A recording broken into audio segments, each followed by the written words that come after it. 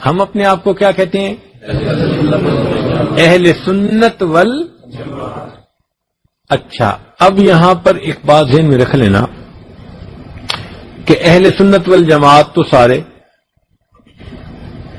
چاروں ائمہ کی اقتداء کرنے والے جو لوگ ہیں نا، چاہے وہ حنفی ہوں، چاہے مالکی ہوں، چاہے شافعی ہوں، چاہے حنبلی ہوں، یہ چاروں ائمہ کی اقتداء کرنے والے لوگ کون ہیں؟ صرف ہم ہی نہیں ہیں، چاروں ائمہ کی اقتداء کرنے والے لوگ کون ہیں؟ اہل سنت والجماعت۔ لیکن ہم آج کل اپنے آپ کو کیا کہتے ہیں؟ بولو، دیوبندی۔ تو دیوبندی کو کہتے ہیں؟ کیا ضرورت ہے دیوبندی کہنے کی؟ اس کی ایک وجہ ہے۔ وجہ یہ ہے کہ جب ملاوٹ کسی چیز میں ہوتی جائے نا، تو پھر کھری چیز کو بیان کرنے کے لیے ذرا تفصیل کرنی پڑ جاتی ہے۔ مثال کے طور پر پہلے زمانے میں جب گھر میں گھی ختم ہو جاتا تھا تو خاوند کاروبار پہ جانے لگتا تو بیوی پھر ایک لفظ کہتی تھی، جی گھی ختم ہو گیا ہے لیتے آنا۔ کیا کہتی تھی؟ گھی ختم ہو گیا ہے۔ تو گھی کے لفظ سے خاوند کو سمجھ آ جاتی تھی میں نے کیا لانا ہے۔ اللہ کی شان دیکھو، بناوٹی گھی آ گئے، ڈالڈا گھی آ گیا، فلاں گھی آ گیا۔ تو اب بیوی کو تو اصلی گھی چاہیے تھا، ٹھیک ہے نا؟ لہذا اب جب خاوند جانے لگا تو بیوی نے کہا جی دیسی گھی لے آنا۔ تو دیسی کا لفظ اس کی کیوں لگانا پڑ گیا؟ نکھار کرنے کے لیے۔ پہلے تو گھی کہتی تھی، اب کیا کہنے لگی؟ تو بھئی دیسی کا لفظ کیوں لگایا؟ تاکہ کھوٹے اور کھرے کے درمیان، اصل اور نقل کے درمیان امتیاز ہو سکے۔ اب اس کو یہ لفظ لگانا پڑ گیا، یہ مجبوری تھی اس کی۔ تو اس نے خاوند کو کیا کہا؟ جی کیا لے آنا؟ دیسی گھی لے آنا۔ اب کیا ہوا کہ لوگوں نے وہ دیسی گھی حاصل کرنے کا طریقہ یہ نکالا کہ دودھ کے اندر ڈالڈے گھی ڈال دیے دہی جمانے سے پہلے، اور پھر اس کا انہوں نے جو ہے نا وہ مکھن نکال کے گھی نکالا، تو یہ پھر ملاوٹ والا۔ تو اب یہ بھی نہیں کہہ سکتے کہ دیسی گھی لانا، اب بیوی کہنے لگی جی اصلی دیسی گھی لے آنا۔ تو اب اس کو ایک لفظ اور استعمال کرنا پڑ گیا۔ تو یہ جو لفظ وہ استعمال کر رہی ہے وہ اپنی مجبوری کی وجہ سے کر رہی ہے۔ کس کے لیے کر رہی ہے؟ اصلی دیسی گھی، کہ ایسا دیسی گھی کہ جس میں ڈالڈا کی ملاوٹ سے نہ گھی نکالا گیا ہو، بسلے دودھ سے ڈائریکٹ گھی نکالا گیا۔ جس طرح اس عورت کی مجبوری تھی، ہماری بھی یہ مجبوری ہے کہ اتنے فتنے آ گئے ہیں دنیا میں کہ صحیح نشاندہی کرنا مسئلہ بن گیا ہے۔ لہذا اب کوئی ہم سے جب پوچھتا ہے کہ تم کون ہو، اور ہم آگے سے صرف ایک لفظ بتا دیں جی دیوبندی، تو اس دیوبندی کے ایک لفظ سے ہر چیز اس کے اوپر واضح ہو جاتی ہے، ہمیں مزید تفصیل نہیں کہنی پڑ جاتی۔ ورنہ اہل سنت والجماعت اگر ہم کہیں گے تو بھئی اہل سنت والجماعت تو بریلوی بھی کہتے ہیں اپنے آپ کو، تو پھر آگے بتانا پڑے گا نا کہ ہم کون ہیں۔ بات سمجھ گئے نا؟ تو اس لیے یہ مجبوری ہے کہ ہمیں اپنی شناخت کے لیے ایک لفظ استعمال کرنا پڑتا ہے۔ اصل لفظ تو ہے اہل سنت لیکن اگر اہل سنت والجماعت کے آگے اندر بتانا پڑے تو ہم کیا بتاتے ہیں؟ تو ایک لفظ سے سارا مسئلہ حل ہو جاتا ہے، لوگوں کو پتہ چل جاتا ہے۔ اچھا، یہ ذہن میں رکھنا کہ بریلویوں اور دیوبندیوں کے درمیان اعمال کا فرق نہیں ہے، عقائد کا فرق ہے۔ فقہ ان کی بھی وہی جو ہماری، وہ بھی امام علی رحمۃ اللہ کی اقتداء کرتے ہیں، ہم بھی انہی کی اقتداء کرتے ہیں، لیکن ہم جو اقتداء کرتے ہیں وہ اعمال میں، ہمارا فرق ان کے ساتھ ہے اعتقادات میں۔ دین کے 3 حصے ہوتے ہیں، ایک اعتقادات، ایک عبادات اور ایک معاملات. پہلے اعتقادات، دوسرا اور تیسرا معاملات. تو اعتقادات میں فرق ہے. اب اعتقاد میں کیا فرق ہے؟ سب سے بڑا فرق یہ ہے کہ وہ نبی علیہ الصلوۃ والسلام کو نور مانتے ہیں. تین جو بنیادی فرق ہے. کیا کہتے ہیں نبی علیہ الصلوۃ والسلام کے بارے میں؟ ان کو نور مانتے ہیں. اب نبی علیہ الصلوۃ والسلام کو نور ماننا یہ غلط عقیدہ ہے. اس کا مختصر سا جواب، بہت چھوٹا چھوٹا جواب کہ جس میں آپ کو بحث میں نہ پڑنا پڑے. اگر کسی کو آپ نے سمجھانا ہو تو یوں سمجھانا کہ جی مخلوقات میں سے سب سے زیادہ اشرف کون ہے؟ اشرف المخلوقات کون؟ بتائیں بھائی، پھر بتائیں اشرف المخلوقات کون؟ تو بھائی فرشتے بنے نور سے، جن بنے نار سے، آگ سے، ایسا ہی ہے نا؟ اور انسان بنے تو اشرف المخلوقات کون؟ پھر بتائیں اشرف المخلوقات کون؟ تو اگر نبی علیہ الصلوۃ والسلام نور ہیں تو پھر اشرف المخلوقات کس کو ہونا چاہیے تھا؟ تو پھر انسان کو تو نہیں ماننا چاہیے. جو مانتا ہے کہ انسان اشرف المخلوقات ہیں تو وہ کیا مان رہا ہے؟ دوسرے لفظوں میں کہ نبی علیہ الصلوۃ والسلام بشر تھے، سید البشر تھے. نبی علیہ الصلوۃ والسلام کی وجہ سے ہی انسانیت کو شرف ملا. اگر ان کو ہی نور والی مخلوق کے حصے میں ڈال دیا تو پھر تو بھائی نور والی مخلوق اشرف ہو جائے گی نا، اسی کو ماننا پڑے گا. تو یہ بات سمجھ میں آ گئی کہ نبی علیہ الصلوۃ والسلام سید البشر ہیں اور ان کی وجہ سے ہی بشر کو فضیلت حاصل ہے. یہ بات سمجھ میں آ گئی. لہذا آپ نور نہیں، آپ کیا ہیں؟ لیکن اس بات کو کرنے میں کئی مرتبہ لوگ بے ادبی کے مرتکب ہو جاتے ہیں. یہ بات ہمیشہ ذہن میں رکھنا. نبی علیہ الصلوۃ والسلام کے بارے میں جب بھی بات کرنی پڑے ہمیشہ ڈر کے ادب کے ساتھ کرنا. ان تحبط اعمالکم وانتم لا تشعرون. اللہ فرماتے ہیں اگر میرے محبوب صلی اللہ علیہ وسلم کی آواز سے تمہاری آواز اوپر ہو گئی، تمہارے کیے ہوئے عملوں کو ہم ضائع کر دیں گے، تمہیں پتہ بھی نہیں چلے گا. اس لیے اول تو اس ٹاپک پہ بولے نا، لیکن چونکہ طلباء ہیں ہو سکتا ہے کوئی بندہ پوچھے مسئلہ اور بتانا پڑ جائے، تو بہت ڈر کے اور گھبرا کے بات کرنا اور ادب سے بات کرنا. تو نبی علیہ الصلوۃ والسلام کیا ہیں؟ سید البشر ہیں. صرف بشر کا لفظ کہنے کی بجائے کیا لفظ لگائیں؟ سید البشر ہے. لہذا بشریت کو جو فضیلت ہے وہ نبی علیہ الصلوۃ والسلام کی وجہ سے ہے. اگر آپ صلی اللہ علیہ وسلم ہی کو مان لیا جائے کہ آپ نور کے بنے ہوئے تھے تو پھر تو افضلیت کہاں چلی گئی؟ ملائکہ کے پاس چلی گئی. تو بات سمجھ میں آ گئی. کیوں کہتے ہیں کہ نور ہے؟ نبی صلی اللہ علیہ وسلم نے فرمایا اول ما خلق اللہ نوری، سب سے پہلے اللہ نے میرے نور کو پیدا فرمایا.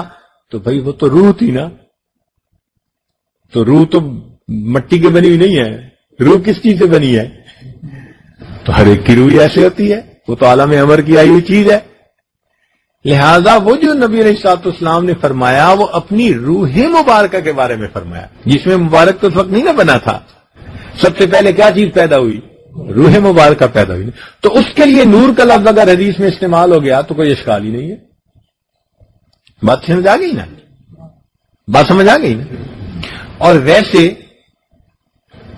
حضرت مولانا قاسم نانوتوی رحمۃ اللہ علیہ انہوں نے بڑی پیاری بات کہی.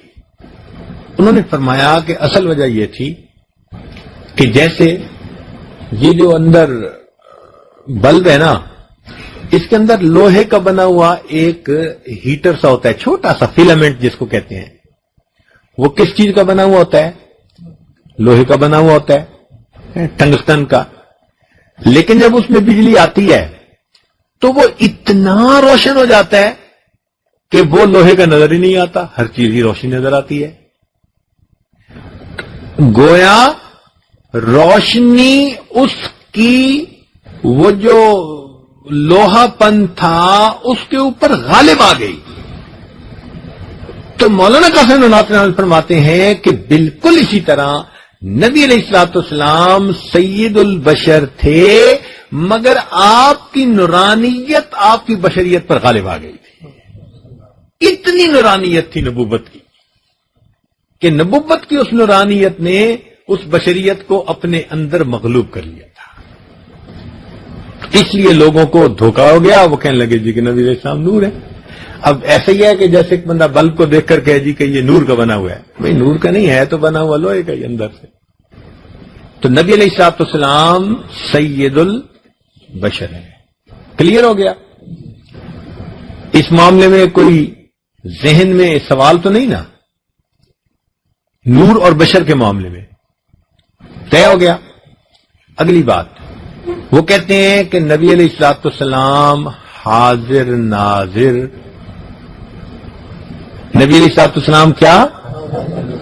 حاضر ناظر. بھئی یہ بھی ٹھیک نہیں. کیسے وہ کہتے ہیں؟ دلیل کیا دیتے ہیں؟ دلیل دیکھو عجیب دیتے ہیں. کہتے ہیں جی جہاں تک خدا کی خدائی وہاں تک حضور کی مصطفائی. بھئی یہ بات تو ہم بھی مانتے ہیں، لیکن یہاں سے یہ نتیجہ کہاں سے نکل آیا کہ جی جہاں تک خدا کی خدائی وہاں تک حضور صلی اللہ علیہ وسلم کی مصطفائی؟ وہ تو بات اپنی جگہ سچی ہے. کہتے ہیں لہذا حضور ہر جگہ حاضر ناظر. بھئی ہر جگہ حاضر ناظر تو نہیں. بادشاہ پورے ملک میں بادشاہ ہوتا ہے، تو کیا بادشاہ پورے ملک میں حاضر ناظر بھی ہوتا ہے؟ یہ تو کوئی بھی نہیں مانتا. بھئی جہاں تک حدود ہے ملک کی وہاں تک بادشاہ کی بادشاہی ہوتی ہے نا. تو کیا کوئی مانتا ہے کہ بھئی بادشاہ سلامت حاضر ناظر ہے؟ کوئی بھی نہیں مانتا. تو جو مسئلہ نکالتے ہیں نا وہ عجیب سا نکالتے ہیں آگے سے، حالانکہ وہ مسئلہ نہیں. اب ایسے بندے کو کیسے سمجھائیں؟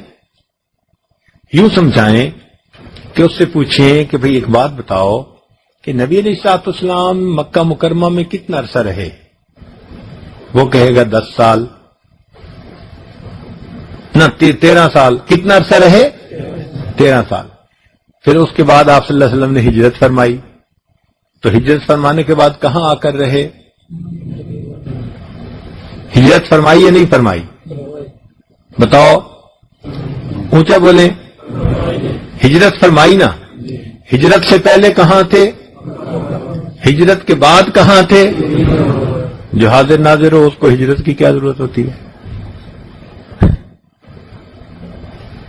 ہجرت تو تبھی ہوگی نا کہ پہلے مکہ مکرمہ میں زندگی مبارکہ تھی اور اب مکہ مکرمہ سے.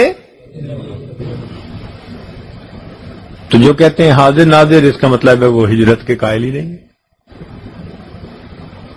ہجرت پہ یقین ہی نہیں رکھتے.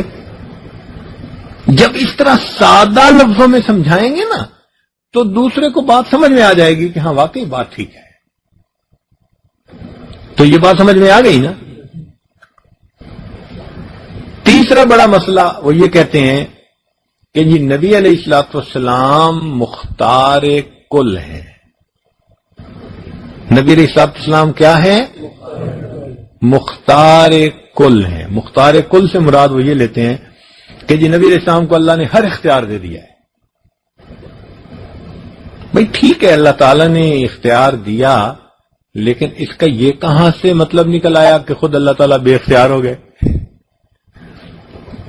یہ تو کہیں نہیں نا مطلب نکلا. تو کیا کہتے ہیں؟ نبی علیہ الصلوۃ والسلام مختار. اور اس کے دلیل کے طور پہ پتہ کیا ہے؟ خدا جے پکڑے محمد چھڑاوے، محمد دا پکڑا چھڑا کوئی نہیں سکتا.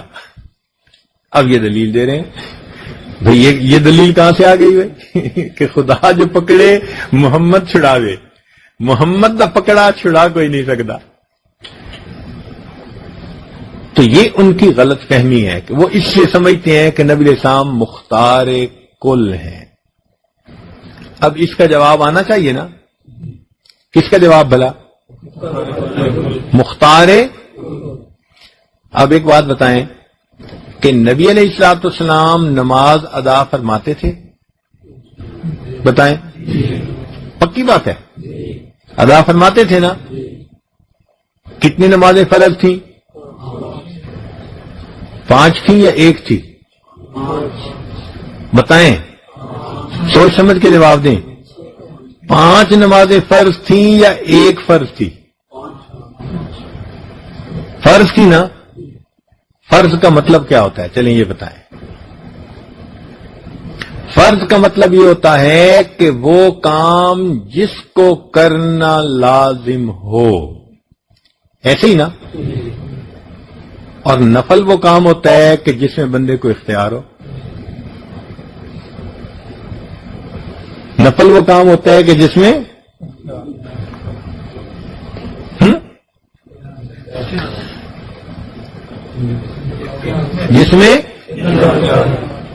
اختیار ہو۔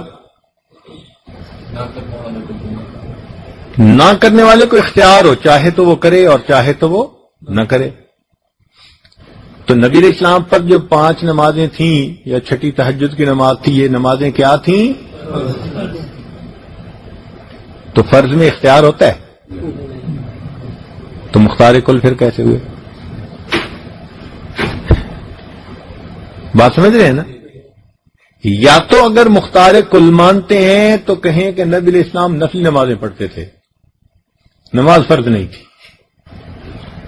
اور اگر کہتے ہیں کہ جی فرض نماز تھی تو پھر اختیار نہیں تھا نا؟ بات سمجھ آ گئی کہ نہیں آ گئی ہے؟ تو مختار کل والا مسئلہ بھی حل ہو گیا۔ ایک طالب علم نے یہ سوال پوچھا ہے کہ جی دلیل وہ یہ دیتے ہیں کہ نبی علیہ السلام کا سایہ مبارکہ نہیں تھا۔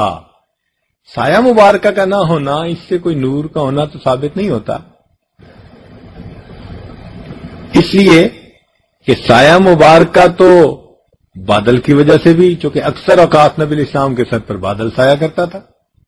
اور ہم یہ کہتے ہیں کہ اللہ رب العزت نے اس سائے کو اس لیے نہ بنایا کہ کہیں کسی امتی کا پاؤں سایہ مبارک پہ نہ پڑ جائے۔ اللہ کو اپنے حبیب سے اتنی محبت تھی کہ کوئی بے ادبی کا مرتکب نہ ہو جائے، ورنہ جوتوں والے پاؤں سائے پہ آتے تو کیا ہوتا؟ اس لیے اس سے یہ دلیل بنا لینا کہ نبی علیہ الصلوۃ والسلام نور ہیں، یہ تو کہیں سے سمجھ میں بات نہیں آتی۔ تو ایک کہتے ہیں کہ نبی علیہ الصلوۃ والسلام نور ہیں، اس کی دلیل بھی آپ کو سمجھ لگ گئی کہ آپ صلی اللہ علیہ وسلم سید البشر ہیں۔ اور دوسری دلیل کہ نبی علیہ السلام حاضر ناظر ہیں، تو ہجرت کے مسئلے سے یہ بات بھی سمجھ میں آ گئی کہ حاضر ناظر نہیں ہے۔ تیسری بات کہ مختار کل ہیں، تو فرض نماز کے مسئلے سے یہ بات بھی سمجھ آ گئی۔ اور چوتھی بات کہتے ہیں کہ نبی علیہ السلام عالم الغیب ہیں، نبی علیہ السلام عالم اور پھر یہ بھی نہیں کہتے کہ عالم الغیب ہیں تو یہ علم کلی ہے یا جزوی ہے، کہتے ہیں کہ علم غیب ذاتی ہے، کلی ہے۔ یہ مزے کی بات ہے۔ دیکھیں بھائی، جو علم نبی علیہ السلام کو ملا وہ کس نے دیا؟ قرآن کہہ رہا ہے وَعَلَّمَكَ مَا لَمْ تَكُنْ تَعْلَمْ، تو معلوم ہوا یہ ذاتی۔ تو اگر کوئی کہے کہ ذاتی ہے تو ہم قرآن کی آیت بتائیں گے کہ اللہ فرما رہے ہیں وَعَلَّمَكَ مَا لَمْ تَكُنْ، جو آپ نہیں جانتے تھے اللہ نے آپ کو بتایا، اللہ نے آپ کو بتایا۔ اللہ اکبر۔